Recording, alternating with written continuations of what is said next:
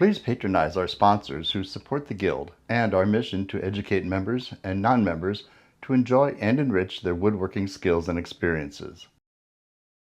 You Pick Hardwood Lumber, Beaver Industrial Supply, Rockler Woodworking and Hardware, and the W.D. Quinn Saw Company.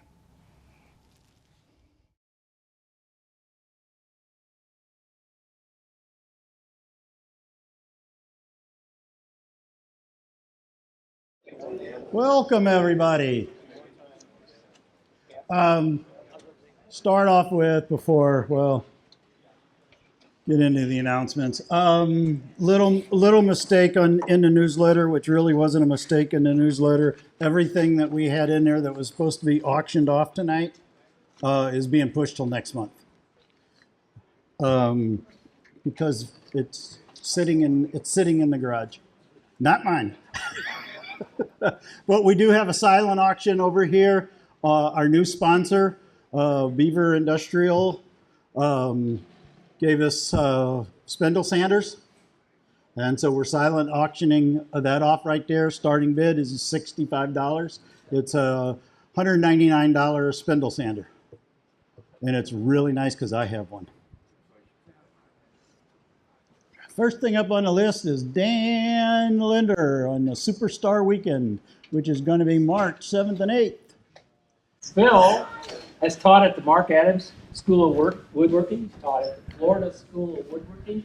He's co-founded the Austin School of Furniture Making, and he is on staff and teaching at the Center of Furniture Craftsmanship in Maine. So, and recently, he's been invited into the New Hampshire Furniture Masters Association. So he has the credentials, he loves teaching, and he's gonna be here in March. We'll have more details next month. So we'll talk about the price and sign up, but mark your calendars. I'm sure it'll be an exciting weekend for you to be with your woodworking friends. All right, thank you.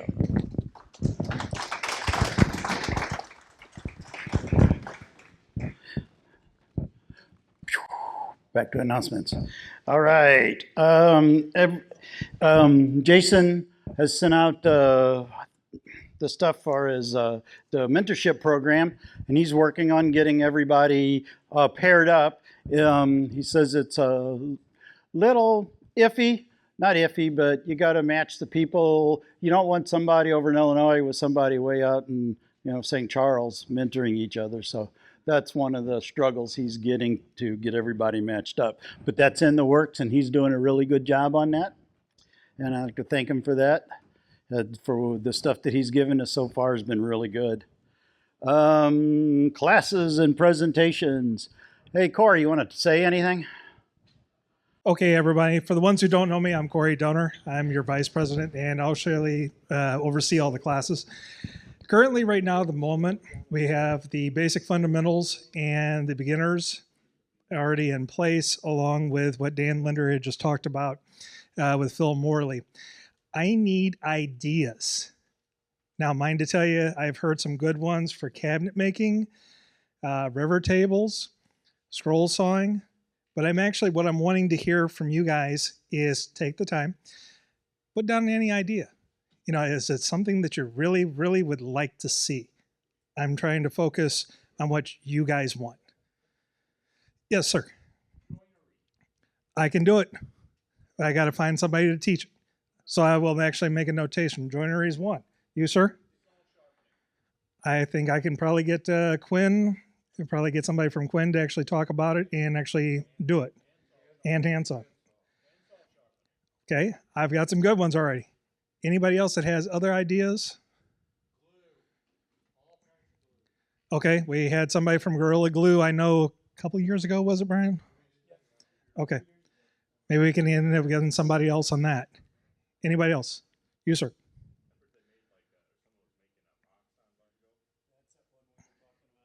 Okay, that is something else I need to research. Yes, the Moxon Vice? Mike Stoll. Okay, I'll get with Mike Stoll on it. Other than that, I am trying. Oh, yes, sir. I actually already have Mike Stoll that he is end up. He's already agreed to do the hand plane sharpening on that. I'll see if by chance also too if he knows anything on chiseling. But like I said, any other ideas that you have, please feel free. Email me. The address is on the Guild's website. Don't think that your thought or your idea would actually not be used. I want to hear everybody's. Other than that, I'm going to try to give you guys a very full and well-rounded new year coming up in 2025. That's all I have, guys. Thank you. All right, thank you.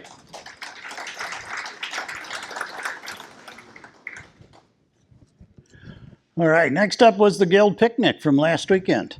Corey put that all together in a week and a half with help from Bill, David, and Todd.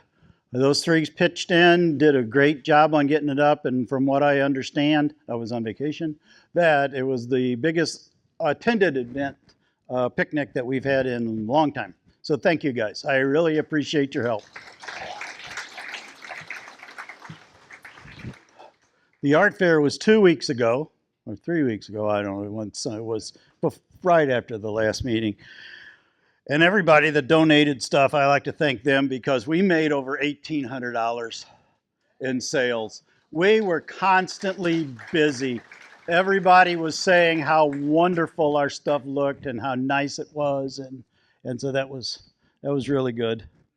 And then let's see. Hey Bob, you still got hats and aprons? We still got hats and aprons. All right. And then Dave Gromfeld got a plaque from the Parks Department.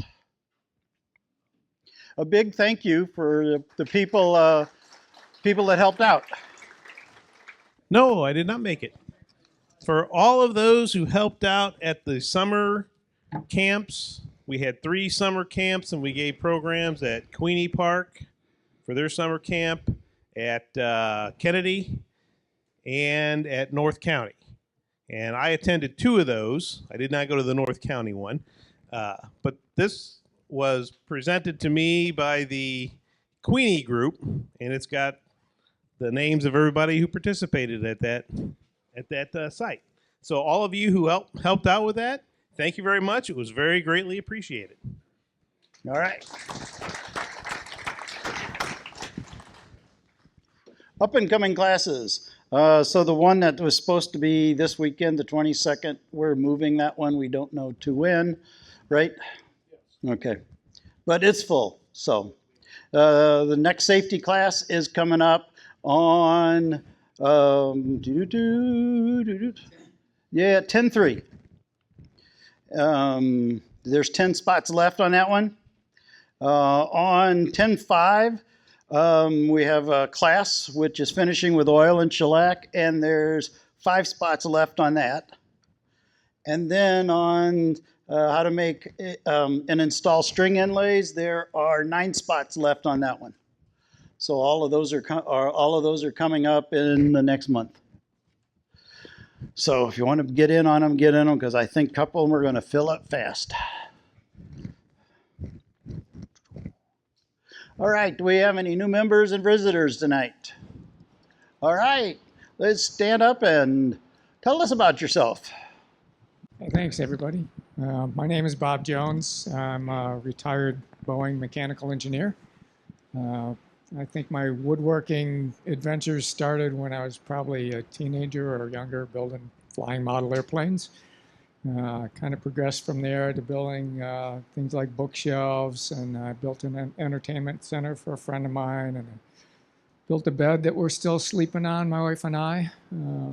So that kind of was early in my life, and then I got busy doing other stuff, and now my workroom is pretty much a storage room full of all sorts of things, but I'm wanting to get back to things. I've got some little projects that I need to do, so I was in Woodcraft one day several months ago now, saw the little info sheet on your organization, so thought I'd come see what you were all about, and really am impressed with the number of people here at a monthly meeting. It's really pretty encouraging. So That's my story. Looking forward to meeting a few of you. Forest Park is not far. I just live over near Olive and Lindbergh, so pretty convenient for me. So happy to be here. All Thank right, you. welcome.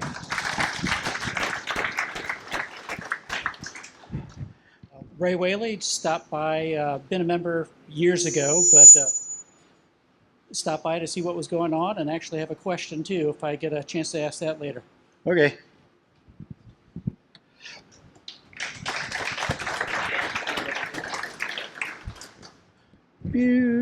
Community outreach.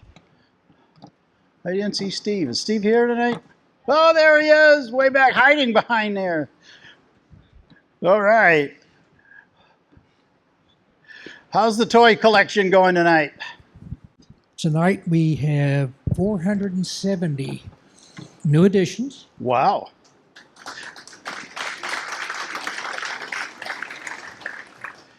But I took out of the toy shed about 250.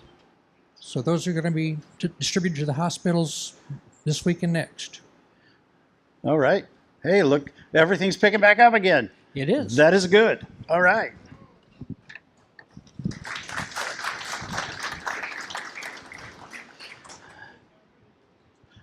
Christmas toy program. Yeah, I know it's the same picture as it was last month, but I liked it so much. And Wayne wasn't here to see it, so I put it back up there again this month. So Wayne's going on until Thanksgiving this year. Will be the toy program, so they're going to work up until then. Again, if you have any toys or anything for the festival of trees, they're going to need to be turned in next month at the meeting. And if you want to help Wayne out, he's there 2 Fridays a month, and he'll put you to work. So thanks, Wayne, for all your help doing that. That's been really good.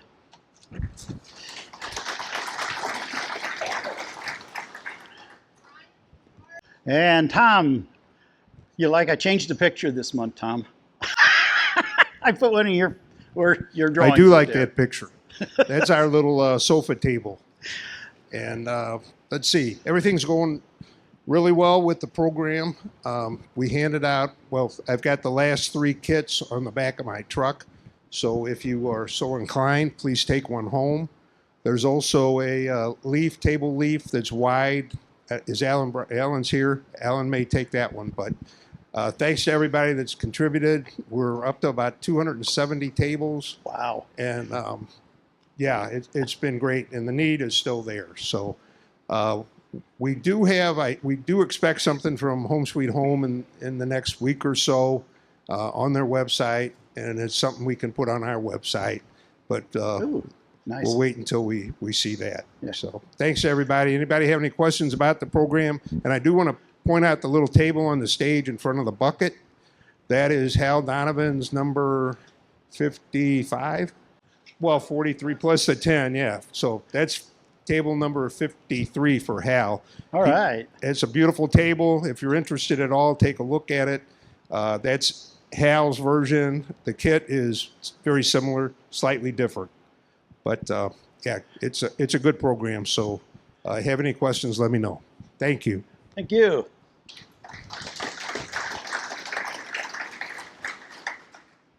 Next up, questions and answers.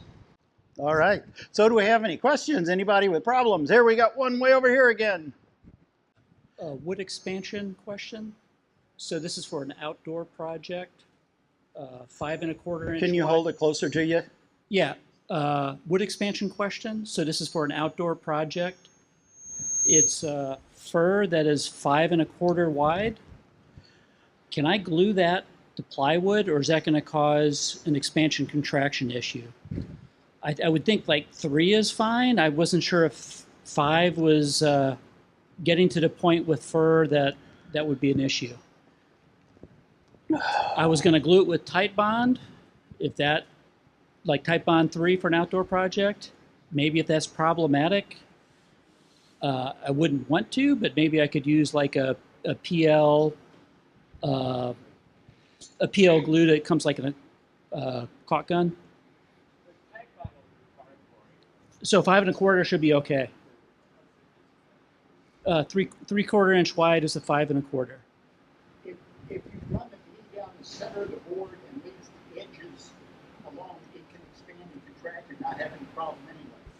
I think I kind of went the whole thing bonded. That was, yeah, I get that. It totally makes sense. I was hoping to get full bond, but if, You could put an 1.5 inches, 2 inches down the center uh-huh, and if you put like 1.5 to 2 inches of glue down the center of the board, uh-huh. then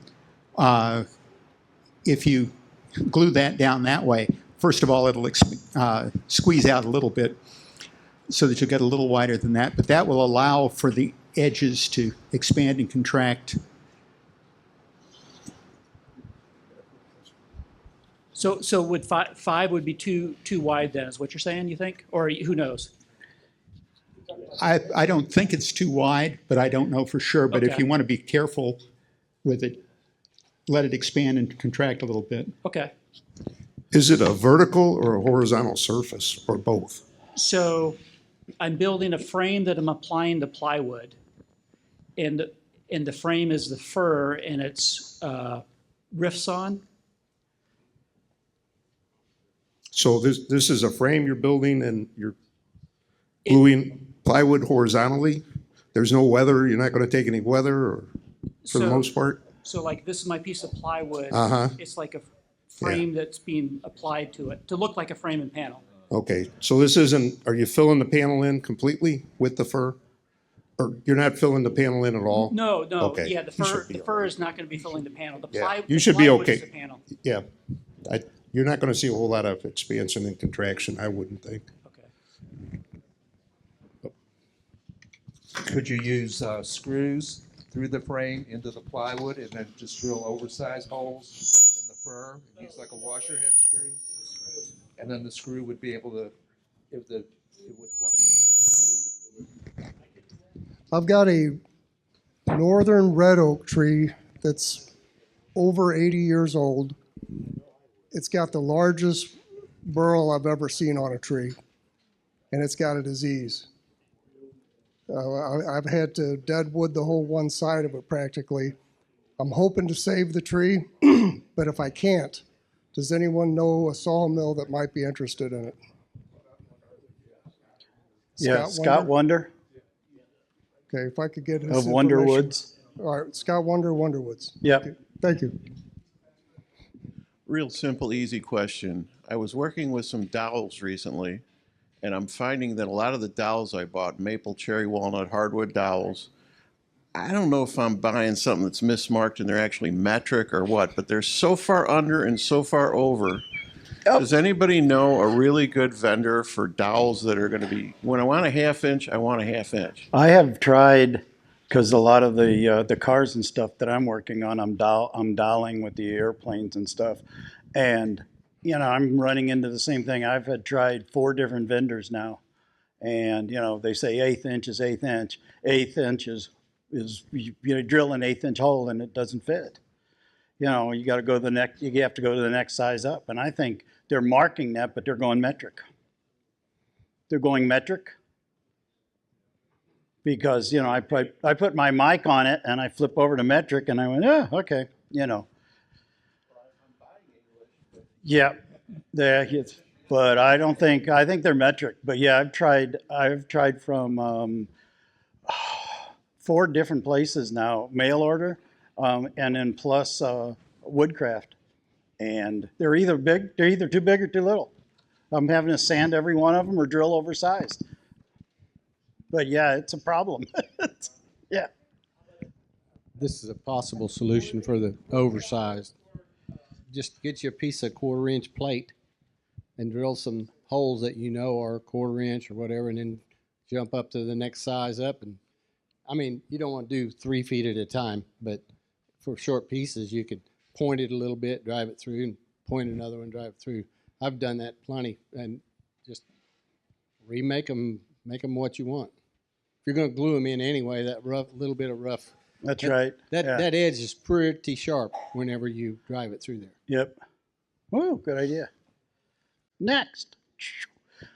Show and tell. I've got a couple benches here. From a distance, they probably look pretty much like this. This one was patterned after this one.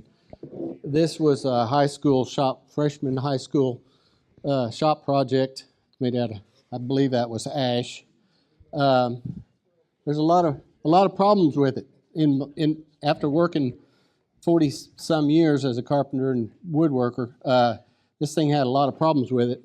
I don't remember what grade. I probably wouldn't admit it if I did, but a couple of misplaced holes. It's seen a lot of service at my mom's house in between dents and dings. Little kids just love that. She babysat. This thing was always occupied. So I was going to start teaching at a local Votex school, and they said, "Well, you got to come up with a project." And I remembered this, and I told my mom, I said, "Just give me 3 dimensions, X, Y, and Z, and I'll figure it out." And this is what I came up with. But being a professional show-off, I didn't want to go with this plain, and I really didn't like the buttons, so I put flush plugs and redesigned it. And this is inlaid cherry. And anyway, and that is quarter sawn sycamore, which I always thought kind of looked like snake skin. I don't know. It's basically the same thing. I got a cove here and a round over here, but other than that, it's pretty much the same pattern. But this is 71, 72, somewhere in there, and this is about 2003. So that's what 30 years of, for anybody that's a beginner, wait it out long enough, it'll get better. This is already 20 years old too, and it's got a few dents and dings of itself because my daughter and now my grandson, they're denting and dinging it too. It's got anyway. That's the main thing. The main thing here is before and after. Don't be discouraged. Keep after it and keep your eyes open. You're going to see a lot of good stuff up here.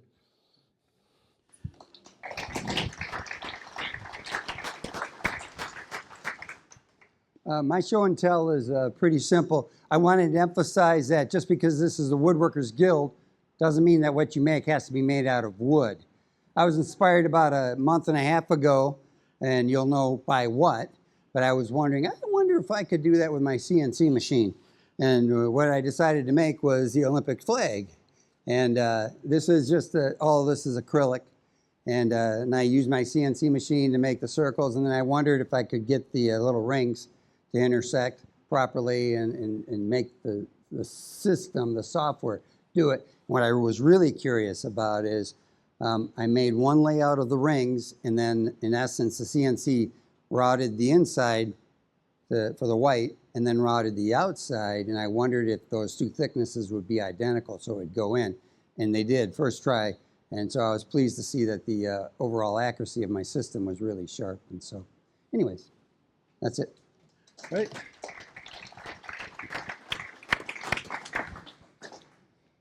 I'm Wayne Humphrey. The last issue of Scroll Saw magazine had a number of Halloween patterns in it, and I got the urge to make the witch pattern. And so this is just a piece of segmentation and a little bit of intarsia, walnut on the top, poplar on the bottom, and just put it together for something different and fun to do.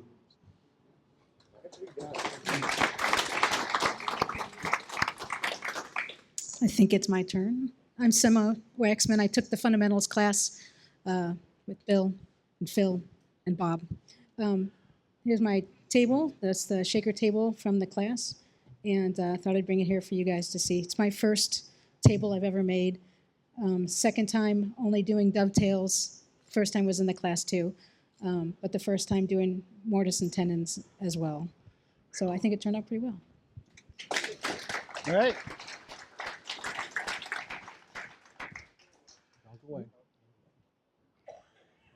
I'm in trouble. I'm always in trouble. No, you're not in trouble. But you are the first. We've decided that people that take the class and finish the table are going to get a certificate of completion. Oh.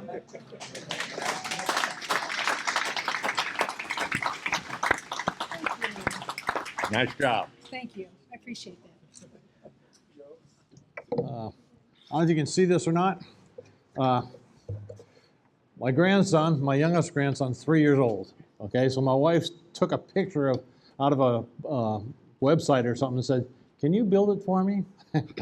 So I did. Okay, it's a car carrier for Matchbox cars. It holds 42 different cars. Okay, I've tried a couple of different things on this. A while back, somebody was giving away veneer out here. Okay, so the sides are plywood that's been veneered. Okay. I use my CNC to carve the truck on the front and the wheels on the bottom. Okay, so those are all CNC carved. Then I took leather, black leather, and applied it for the tires. Okay, so the tires are black leather, as well as the bottoms of the tires are black leather. Okay, and I waxed them so they kind of look more like rubber. Okay, so it was a kind of a nice little thing to build, okay? And by the way, this is a mahogany strip around the edging, just plywood, 1/8-inch plywood for the shelves, and a 1/4 inch on the back, okay? So there it is.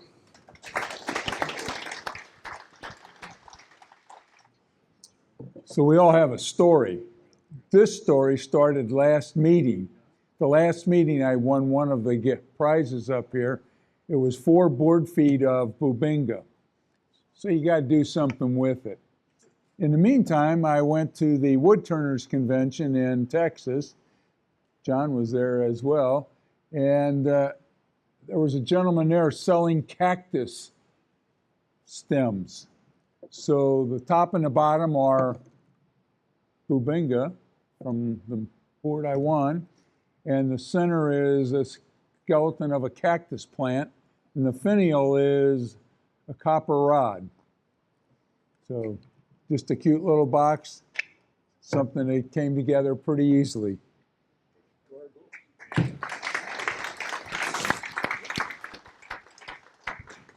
My wife is an avid knitter, and she uses a lot of circular needles, which, if you don't know, they tend to get together in a rat's nest.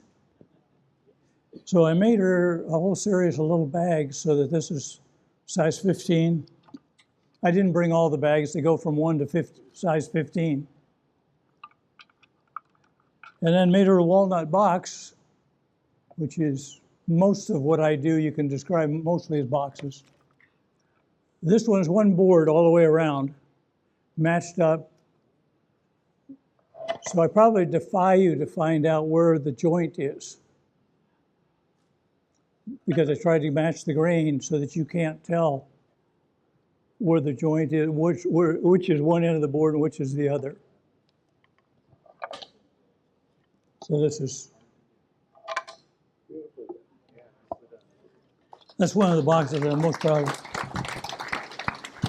I brought another one that if you want to go joining, you can go up the shop, but that's sometimes a long trip for you. If you have a decent flat router table, this is an edge joiner. You just join one end flat. This is a piece of Teflon tape that's put on with a hole in. You can clamp this down over your router table, tweak it, which is a little bit of fun. But you can just run your board down and you get a nice straight edge.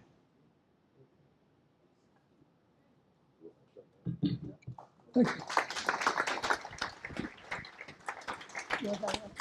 Thank you. My name is Bill Brome, and I took the fundamentals woodworking class with Bill Schuchat and Phil Morton, and I learned a lot from them on tenon joints and dovetail joints and rabbet joints, and really enjoyed working with them and making this my first piece of furniture. Thank you.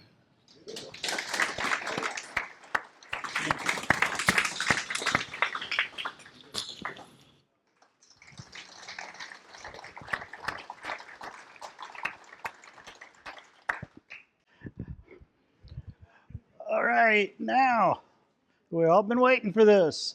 Bill Schuchat, how to hand rub finish. There we go. You can rub all types of finish: shellac, lacquer, varnish, poly, water-based coatings, catalyzed, or conversion finishes.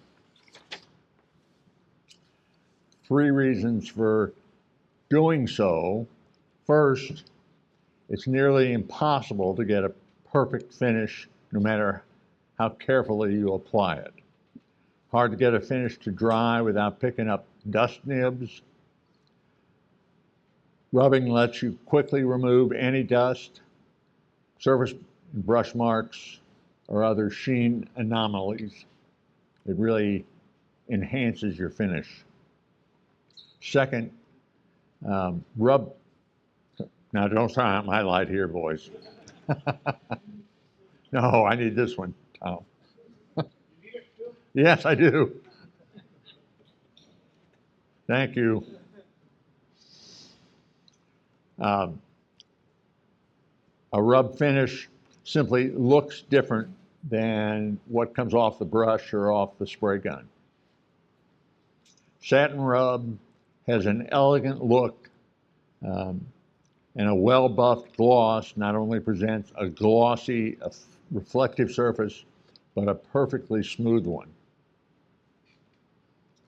The goal of a satin rub is to leave uniform scratches that are running parallel to the grain. The goal of a gloss rub is to have something that is perfectly flat, reflective, with no visible scratches. And third is a case of feel. Furniture isn't just looked at, it gets touched. And there is nothing that quite compares to the ultra smooth feel of a hand rub finish.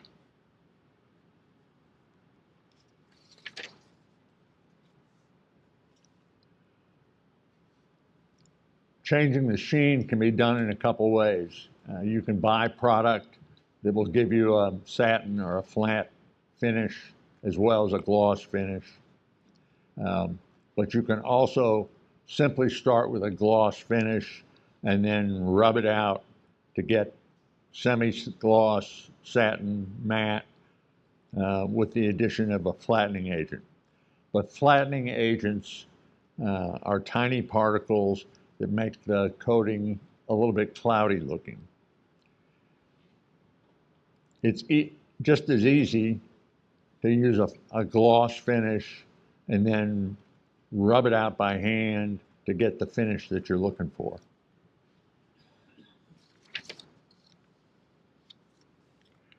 For drying time, the longer that you let the finish cure, the easier it will be to rub it out. That goes for any sheen, but you can wait less time if you're going to a satin sheen rather than a gloss sheen. There are a lot of factors that affect drying time. The type of finish is one, the amount of time you leave between coats, the thickness of each coat, and the temperature and humidity, of course, where you're doing the finishing. 3 thin coats in one per day, drying time goes quickly. 3 coats in one day, or thicker coats, may take 9 or 10 times as long to cure. How long do you have to wait to rub? If you're applying only 1 thin coat per day with ideal drying conditions, you can usually rub in just a few days. When using water-based finishes, it's best to wait at least 2 weeks. For a gloss finish, I've never waited this long. Wait for 4 to 6 weeks, no matter what the finish. I never wanted to wait that long. Rubbing to satin. You start off sanding gently with 400 grit or finer, either self-lubricating paper to remove dust nibs or a little bit of orange peel before moving on to triple-aught steel wool. I don't use self-lubricating paper very much. I happen to like wet and dry paper. It lasts longer. But when you move to the steel wool, you need to remember that not all steel wool is created equal. Good steel wool will give you a more uniform rub down.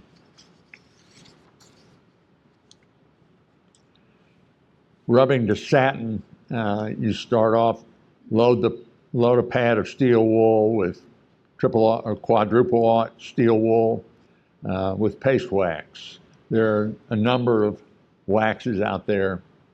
I happen to like Johnson's, but it's harder to get these days.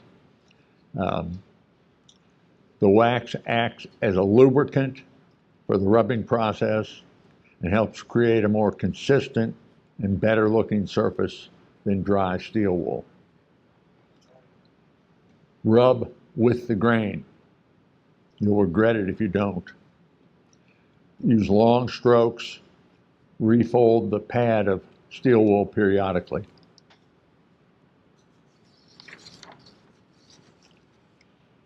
Rub the ends first, going with the grain. That way, you won't give the ends short shrift when you're working down the middle. Hold your hand flat so as not to rub through any sharp edges. Boy, I've never done that. And rub ends with short strokes parallel with the grain. Using long strokes and a good bit of pressure, rub in very straight lines from end to end, following the direction of the grain. Overlap your strokes. Work from side to side, from the top of the surface to the bottom and back again. That equals one pass. And it's recommended that you make 6 passes. Open and refold the pad to expose new surfaces as the first one dulls, and add more wax as needed. As soon as you're done rubbing, wipe off the wax aggressively with paper shop towels. Do this immediately and don't let the wax dry, or when you rub it off later, it'll buff and get shiny, and that isn't what you're looking for.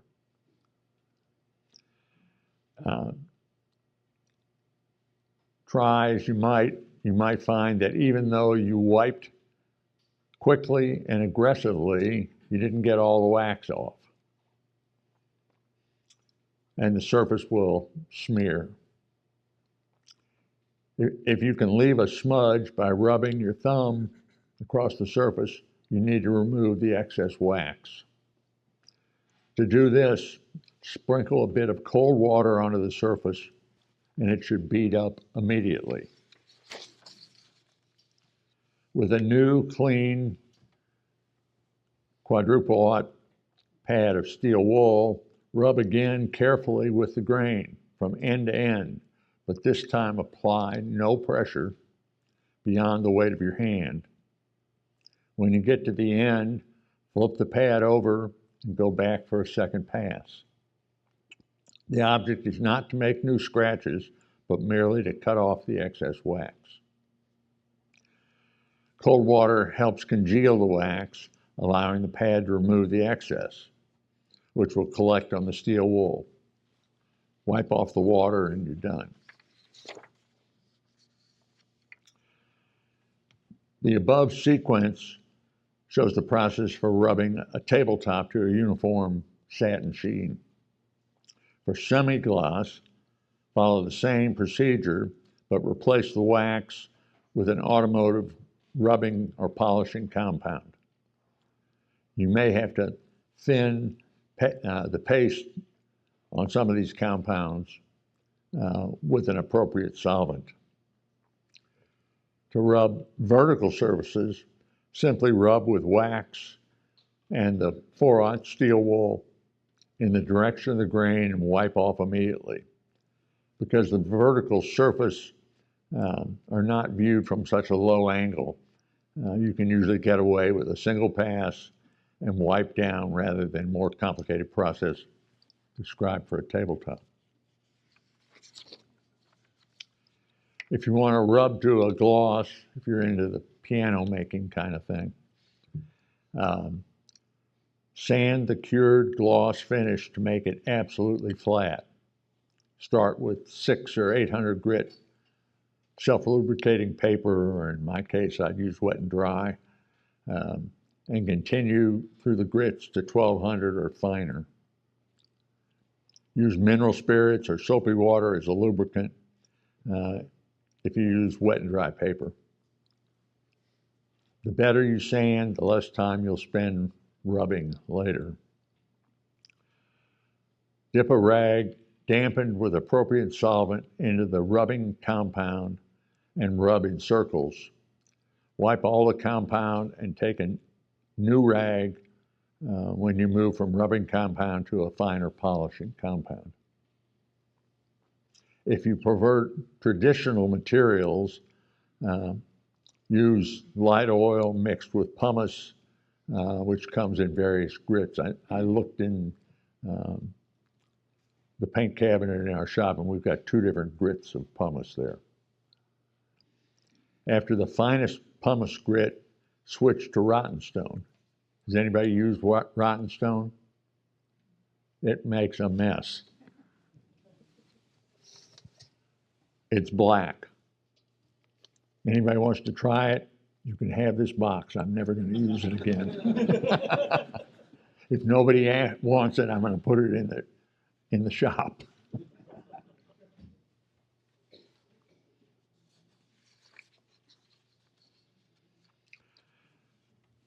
If you prefer a power application rather than your elbow grease, an electric buffer and polishing compounds that you can use on your car work just fine for wood finishes and make quick work for buffing a larger surface.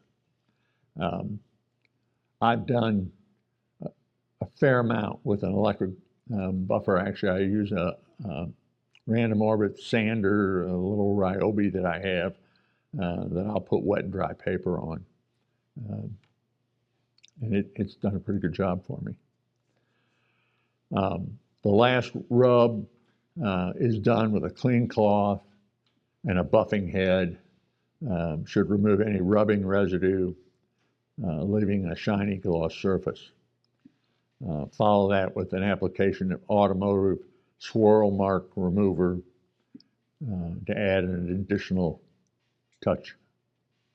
Simply wipe it on and wipe it off.